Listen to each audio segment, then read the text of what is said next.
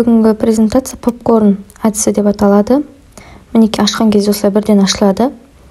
Мінеки тапсырыс беру батырмасын басу арқылы ортадағы терезе ауысады. Мысалы, бірінші топ тапсырыс беру батырмасын басты дейік, сұрақ дейді. Екінші топ бірінші топқа сұрақ қояды. Сол сұраққа дұрыс жауап берсе, бірінші топ өзінің сұрақ деген попкорнын өзіне алады. Екінші топ тапсырыс беру батырмасын басады. Бонус түссе, өзіне бір попкорнды алады. Бірінші топ оған сұрақ қоймайды. Сөйтіп, қайтадан бірінші топ қайтадан тапсырыс береді. Солайша кезек-кезегімен бір-біріне сұрақ қойып жарысады. Ортаңғы терезеден поп деген сөз шықса, онда сол попкорнды екінші топқа сыйлыққа береді. Ал егер бонус деген сөз шықса, сол попкорнды өзіне алады. Жалпы екі топта максималды попкорн саны 25-ке жетеді.